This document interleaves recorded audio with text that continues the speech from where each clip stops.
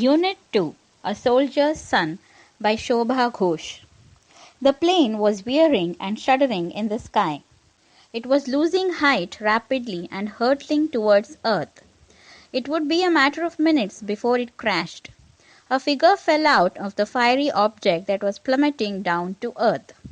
A white structure mushroomed and opened like a flower in the sky, and the man floated gently down with the wind to the ground. A small boy, 10 or 12 years old, had been watching the plane for some time. The boy emerged from the clump of trees.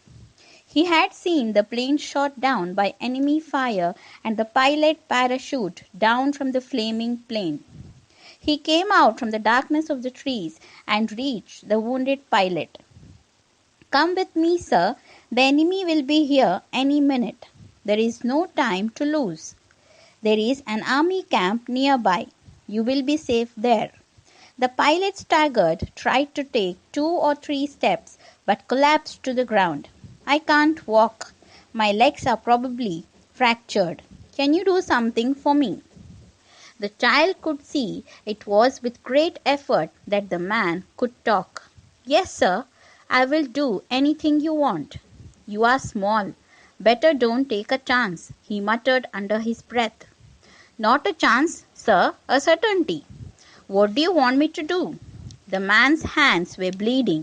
He fumbled inside his pocket and took out a packet of papers.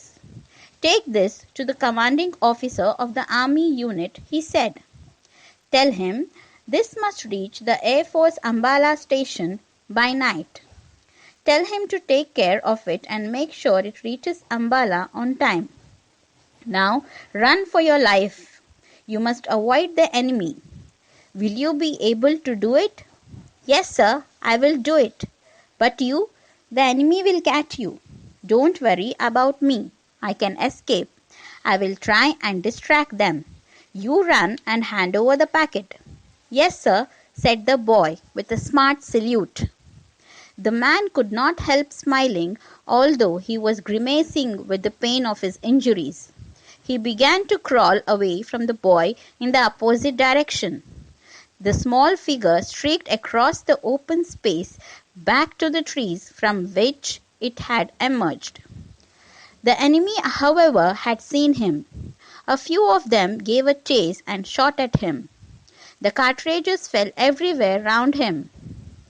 The child ran fast and was lost to sight. The enemy gave up and turned their attention to the crawling figure of the pilot. A few minutes later, the little boy stood at the sentry post of the army unit. "Take me to the Commander Sahib.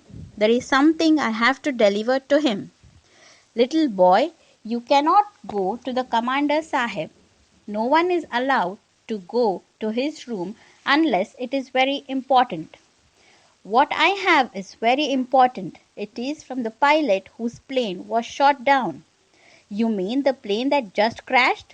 "A rescue party has gone to look for him." "Yes, I had gone there to bring him back to safety. The enemy was after him. He was injured and couldn't walk.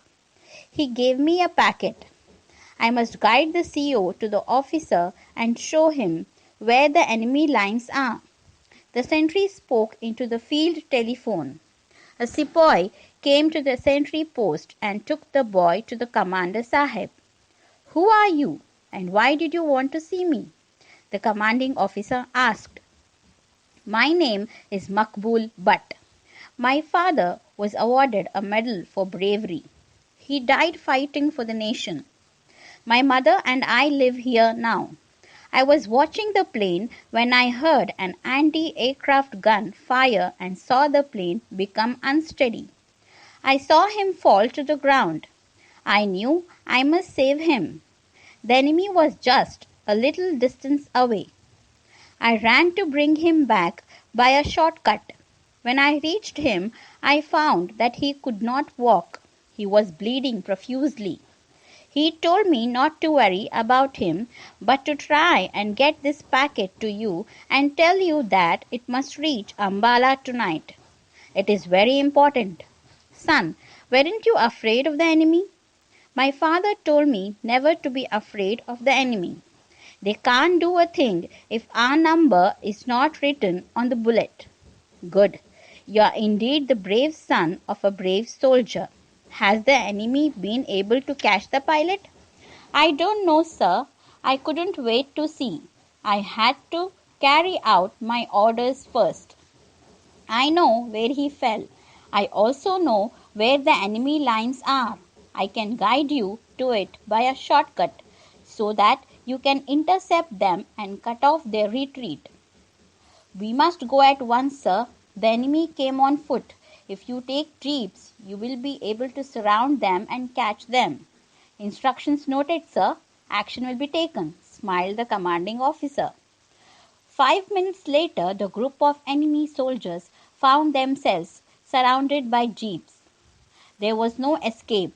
One of them started to run, but realized that it was of no use. Throwing down his gun, he raised his hands above his head. The enemy was rounded up and the pilot rescued. He was bleeding, for he had been dragged along when he failed to rise and walk, even when prodded with bayonets. He was muttering something incoherently. Boy, packet. He could say no more. The pilot was taken to the military hospital at once. Makbul, thank you, my brave son. Now you must be taken home. Your mother will be worried about you. I am Makbul Bhatt, son of India. This is my land and these are my brothers. It is here that I was born and nurtured.